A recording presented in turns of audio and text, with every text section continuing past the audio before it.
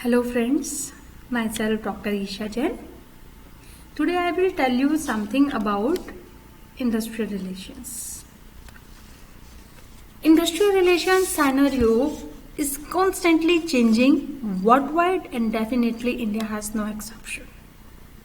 However, the role of state government and different institutions has a major role in this regard and make a huge difference to the subject of industrial relations.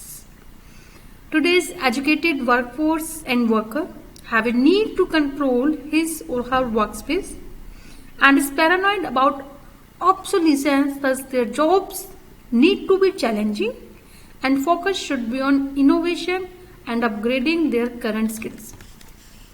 Now, what are the various factors that are affecting, or you can say that have an impact on industrial relations? Industrial relations are impacted with so many other factors besides the day-to-day working relationship between workers and management inside the workplace, and these factors are beyond the immediate purview of them, like economic factors, technological factors, institutional changes. Economic factors like economic organizations, it can be capitalist, socialist, communist, mixed. The structure of labor force in the country, demand and supply, availability and demand for skilled versus unskilled workforce. Technological factors, it includes the amount of automation, mechanization, manpower rationalization, computerization. These are some of the reasons making rampant changes in the industry. Institutional changes, it will include your government policies, your labor legislations, collective agreements, different employers and employers federation and like local community, etc. Now, why we are discussing industrial relations, or why we are discussing the factors which have an impact of industrial relation? Why there is any need of reading industrial relation? Because industrial relations are really very important for the smooth running of operations in the functioning of the company and for the successful running of the company, for increased productivity, for growth, for increased profits. It ensures continuous production which serves continuous employment to all the employees in the company. Continuous running of operations ensure optimum utilization of resources and improvement in efficiencies and productivity, which directly impacts the company's bottom lines positively. It also helps in improving the quality of the product. It is the era of competition. Either I can say throat cut competition. So it is very essential to deliver good quality product at reasonable rates. So industrial relation also helps in improving the quality of the product. In view of good industrial relations, employees and workers are more motivated and take increased ownership for their jobs on the floor. They take full ownership of the jobs, which reflects in timely delivery of quality products. This not only reflects better quality product and service to customer, but also helps in reducing waste and saving the cost in the process. Industrial relation also helps in reducing industrial disputes, because disputes are reflections of the failure of basic human urges or motivation to secure adequate satisfaction or expression, which are fully cured by good industrial relations. Strikes, lockouts, grievances are some of the reflections of industrial unrest which do not spring up in the atmosphere of industrial peace. So it helps in promoting cooperation and increasing production. The other importance of industrial relation, that it will help in the increase of the morale of the employees of the company. The harmonious industrial relations impact employees' morale directly across levels, be it workers or officers of the company. In this scenario, there is increased teaming among employees and they work with great enthusiasm, with the feeling in mind that the interest of employer as well as employees is one and the same. Every worker gets the feeling of being a co-owner of the gains of industry in the form of bonus, in the form of dividends. All employees take full ownership of their respective targets and there is complete unity of thought and action is the main achievement of industrial peace.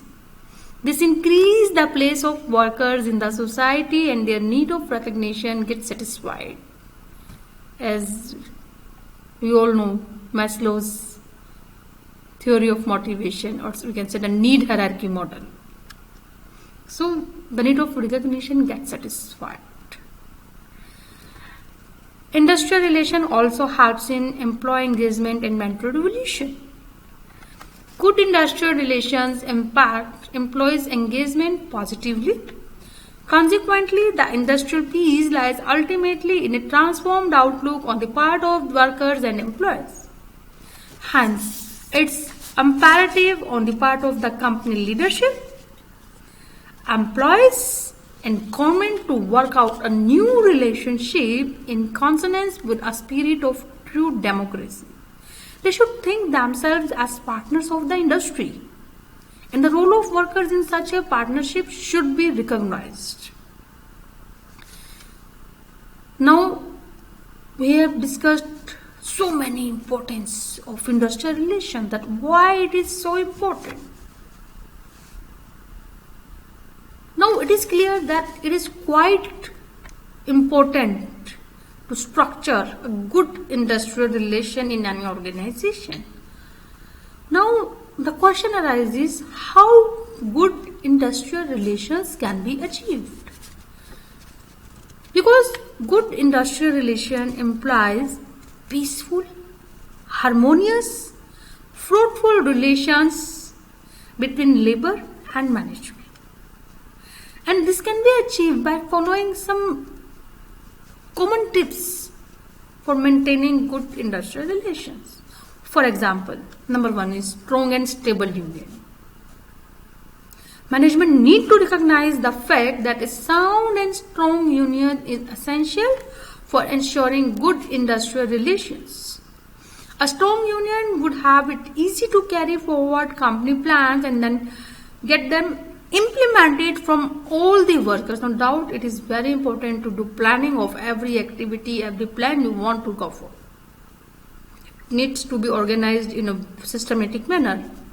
But without execution, your planning is nothing. So, execution, or you can say implementation, is really necessary in management process. So, employees ignore weak union as they think it hardly represents the workers and cannot defend their case in front of management.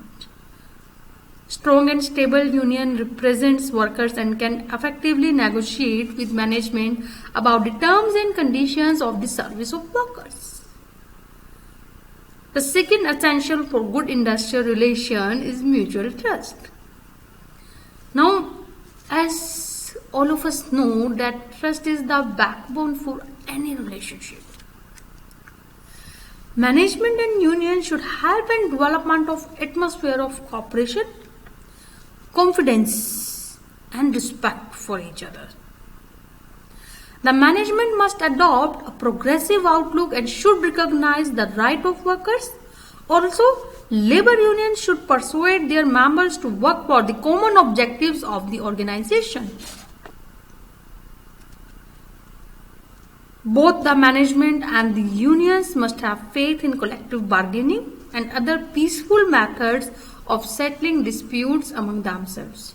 Mutual trust also leads to mutual respect between the parties.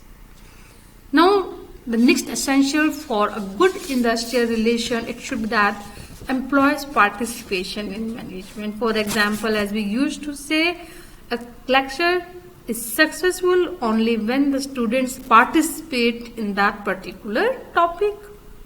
In the same way, a company is really getting successful, its profit will boost if the employees of that company will participate in the management or in the various activities organized by the management.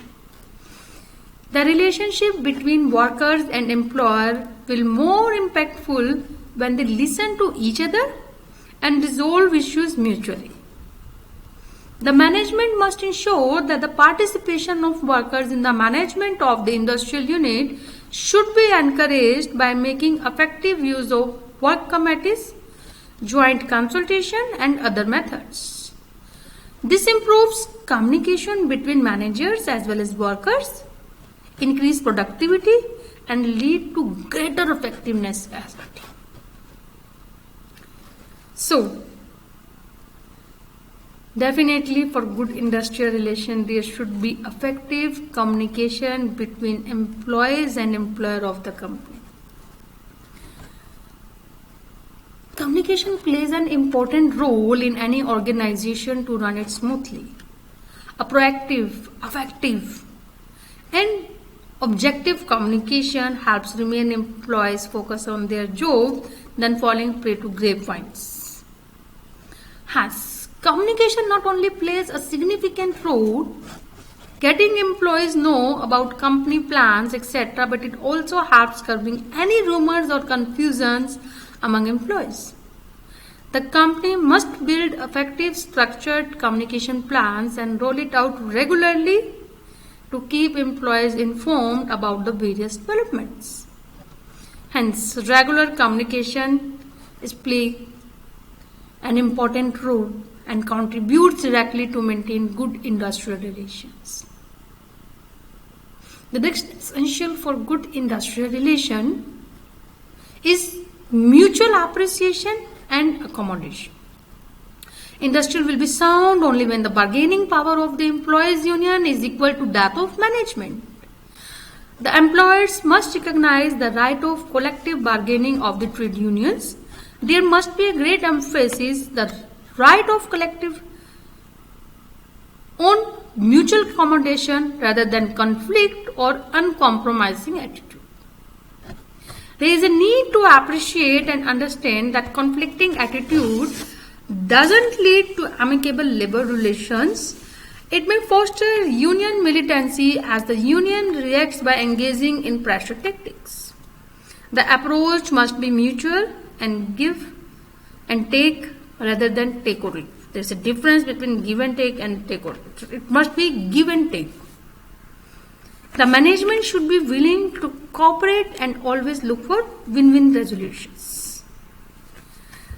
The next essential for good industrial relations is implementation of agreements by both the parties.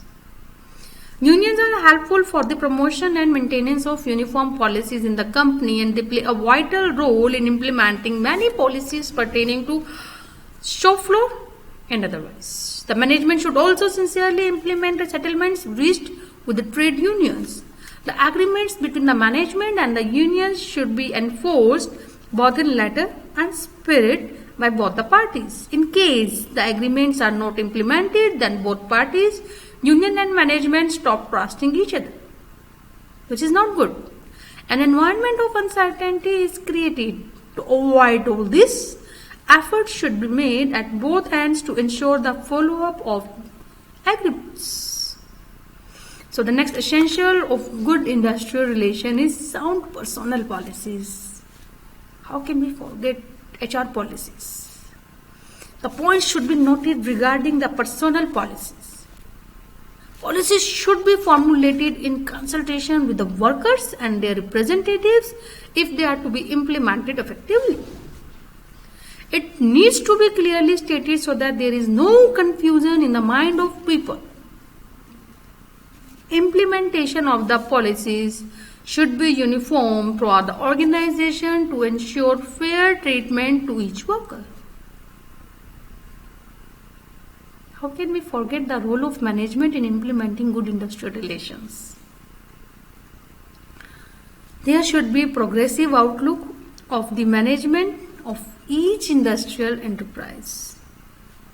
It should be conscious of its obligations and responsibilities to the owner of the business, the employees, the consumers, and the nation. The management must recognize the rights of workers to organize unions to protect their economic and social interests. Okay, fine, the role of management is clear, but what about government? No doubt, the role of government definitely plays a vital role in implementing good industrial relations policies. The government should play an effective role for promoting industrial peace. It should be provided with required authority for settling the industrial disputes. It should help make law for the compulsory recognition of a representative union in each industrial unit. It should intervene to settle disputes if the management and the workers are unable to settle their disputes. This will restore industrial harmony in the companies, which will definitely improve the harmony among the whole industry as a whole, which will definitely increase the growth of our economy or the economy of any country. So my dear friends, I hope now it is quite clear that why industrial relationship is so important in the growth or in the success of any economy of any nation. Thank you.